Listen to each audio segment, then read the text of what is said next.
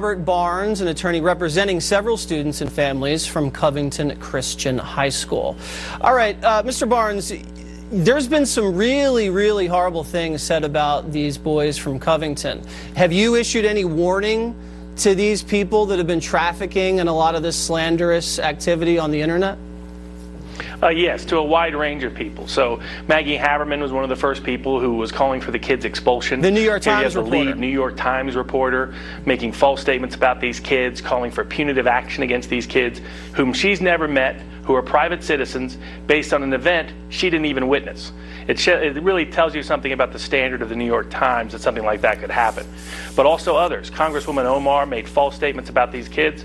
We requested that she retract it or we would sue her. Well, an hour later, she did retract it, to her credit. But others have not retracted. So some have. Kathy Griffin has.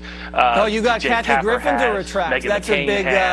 That's a big retraction. She oftentimes does not retract. I see someone, Reza Aslan. This guy's appeared on The Daily Show, on CNN a lot. Here's what he said. He said, "Honest question, have you ever seen a more punchable face than this kid's?" He has not retracted that.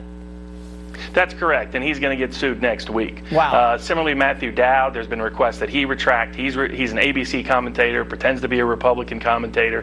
He's made false statements about these kids, refused to retract it, and he did it interspersing it with statements about how we should love each other, consistent with the Christian tradition. If he doesn't retract, he's going to get sued. Michael Rappaport did a crude rap sort of image against these kids. He has refused to retract. He's a famous Hollywood actor that's on a Netflix show about how we should avoid childhood bullying of kids, and here he is bullying kids. That's ironic. So several New York Daily News put a false headline out that various kids from the school had appeared in blackface. Totally false. They'd been at a blackout, which is very common throughout the country. Are you going to go after the New York Daily News for that? Oh, they're going to get sued. Yeah, the New York Daily News will be sued. It seems like. Now, from my limited understanding of the law, I did not go to law school. It's a very high bar, the slander and the libel. I mean, you have to show malicious intent and knowingly that something is wrong and defamatory, and it doesn't always work in court. Are you confident that you're going to be able to secure judgments? Yes, because in this case there's a unique exception. So when there's a defamation and libel of private citizens, particularly minors, then the legal standard goes way down. Yeah. So you no longer have to prove actual malice or malevolent intent. All you have to prove is that a false statement was made, or in Kentucky the law is even broader, an unflattering impression given and put a person's reputation in a false light, and otherwise, and just that it be negligent for them to do so. That's why the whole family gave everybody 48 hours to correct all of these statements.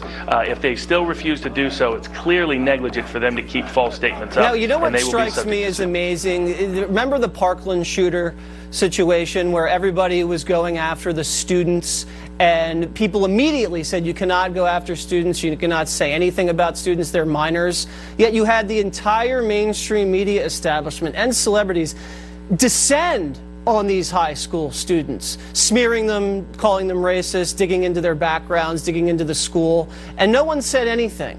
Huge double standard. It seems like all minors should be off limits.